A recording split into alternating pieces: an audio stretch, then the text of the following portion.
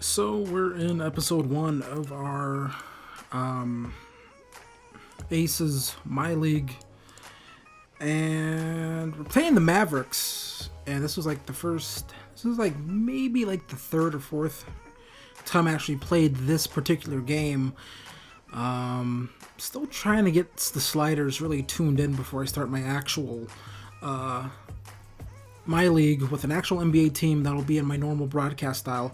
We see early on we're able to get a nice drive here by Tim Hardaway Jr. A few things were made very clear with this roster that it's still not it's not really where I need it to be. Another thing that's clear, DeAndre Ayton's really good here. You see him backing down Mitchell Robinson as he gets blocked, but he's able to come back.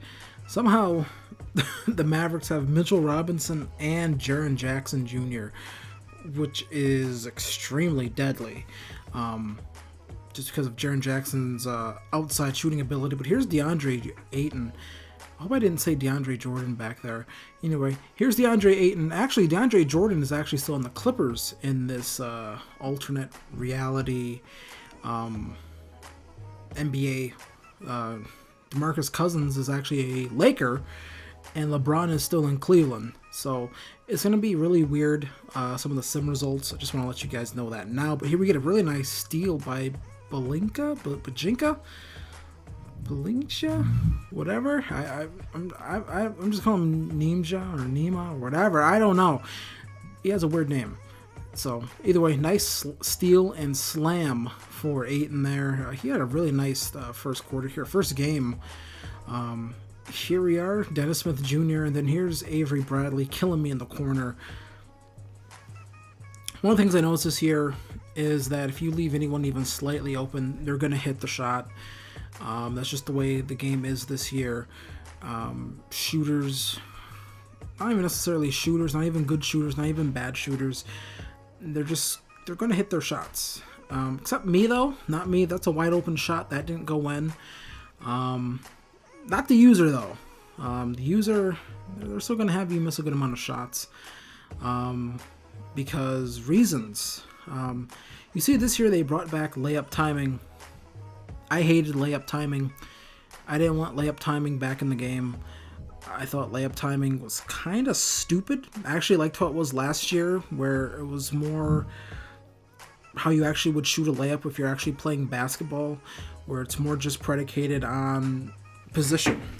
I gotta readjust my seat here. It's more predicated on just like your positioning, how everything's going, instead of it being tied to a meter. I just thought that I never actually liked the layup meter. The thing that was more annoying is DeAndre Ayton gets a really nice dunk there. I think what was really annoying about the layup timing last year was sometimes it would show up, sometimes it wouldn't.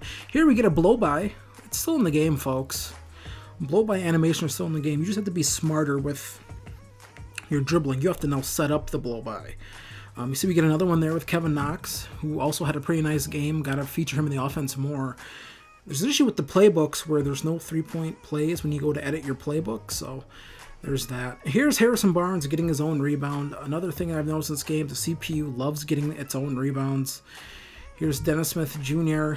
dribbling between people's legs. I didn't freeze for him. Here's Kenneth Faried on the floor. We have Justin Jackson in at point guard right now. Kenneth Faried, I can't play him because he plays at the 4 slot. At this team, the 4 slot, needs to be able to shoot. I can't have a 4 who can't shoot. Like, it's just not gonna work. I don't care how good of a rebounder he is. If he can't shoot, he's worthless to me. And that's what he is, so we're gonna have to move him. Also, notice Knox right there on that 3-point attempt. Sort of just let himself get caught in that screen for no real reason. That was really just weird. Here's DeAndre Ayton, very late release. Still gets the shot to fall in. Those post fades this year are really nice if you have a player that can hit them. Here's Jaren Jackson Jr. getting his own rebound 2 times. I'm still trying to figure out how to stop that. I'm going to have to really lower offensive rebounding for the CPU. Either way, Tony Parker doing it what he does best, a pick and roll mid-range jumper. He's so good at that. We block Wesley Matthews here, but then he gets a free run to the basket. And yeah, it gets their own rebound once again.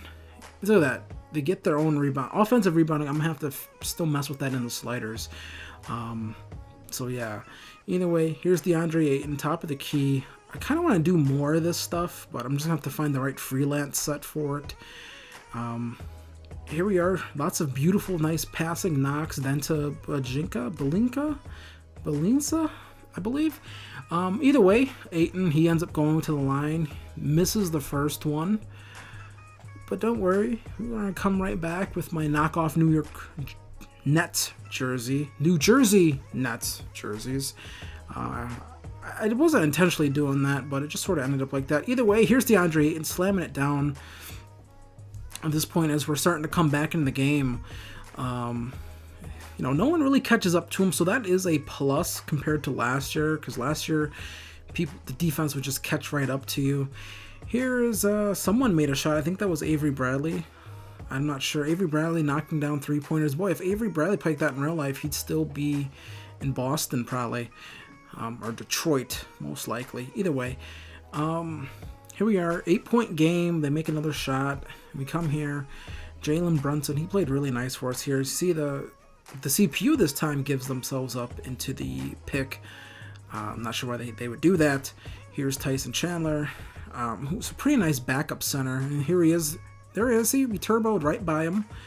And then they leave him open on the three-point line. Nails that one. 59-62. So we're coming back now. We're working things really nice. And that's about where Kenneth Faried is good. Kenneth Faried is really good right under the basket. But he only has one rebound. So you see, like, this guy's not getting any rebounds. Here's CJ Miles. Catch and shoot three. Nails that one. We take the lead. But if, like, Kenneth Faried is only going to have, like, one rebound, like, there's no point in having that dude on your squad.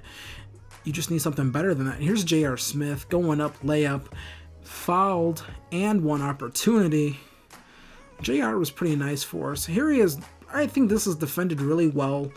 It still drops because I think the CPU just ignores your contest this year. I think there's a real issue with that. I understand why they gave users more ability to hit contested shots and things like that, but if anyone that the CPU really didn't need that ability. Here we are. We nail a three with the guys whose name I can't pronounce. That's going to be a running gag in this series, I think, unless I trade him. Here's Dirk over Jalen Brunson. He could have hit that over anyone. That's just how good of a shot that is. Here we are, wide open three. Not wide open because it didn't have the green wide open, but it was an open three. Kevin Knox makes that one. Here's Avery Bradley. Almost got his own rebound. Bojinka gets it. Tim Hardaway Jr. brings the ball up the court. We get a blow-by, and we get a nice layup. Like I said, blow-bys are still in the game. It's just they're not as prevalent as they once were. You have to be smarter this year. Except for the CPU. The CPU gets a lot of blow-bys. So I'm still, like I said, sliders. I'm still working on that for our proper series. Either way, here's DeAndre Ayton. No blow-by for him. Either way, I find Tony Parker. That's a wide-open three. He's going to hit that one. 83-71. We're starting to pull away from him here, but here's Dennis Smith Jr. The CPU is how we played like in 2K18. See, look at there's another contested shot, and Harrison Barnes, a guy who's not really guy who makes contested shot, he makes that one. Going for the layup there with the contact, and we get a nice release on that. Here's Kevin Knox. So yeah, he's driving by Harrison Barnes, so he's able to hit that shot. 12 points on the night. Pretty nice game for him. And then we get a nice rebound here. Knox able to get the rebound, pushes the ball up the court, and we slam that one down. So it's like 26 points, I believe, or 28 points for DeAndre Ayton. He had in this one. He had like 28 and 13. He was so nice tonight. Here's Knox, 12 points, 5 rebounds. I believe that was James Ennis. No, was that Ennis or was that? I'm trying to look at the jersey. I forgot who that is. I think that's Mitchell Robinson again, trying that shot. Either way, another corner three. Robinson loses the ball again. Tony Parker brings it up the court. Ayton doesn't fully run the fast break. Like, he stops running at midway once he gets like the three-point line for some reason.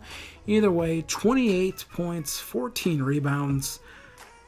He had a great game with the Pumas. I like the way those Pumas look. I'm a big fan of that shoe. My feet are too big for those, though. Either way, I mean, if he fits him, I should be able to fit him. Either way, he makes the free throw. 29 and 14 on the night for him. We win the game 107-84. And it was a pretty good first game for us. We had to come back from some adversity, I guess. Not really adversity. We were never down big. We were always right there within striking distance. But yeah, so that was pretty good. So gonna have to find a good freelance set to use for the next game. And we got to get Kenneth Reed off the court. I'm going to have to trade him. I'm not sure what I'm going to trade him for. Maybe like another second-round pick, but because he sucks.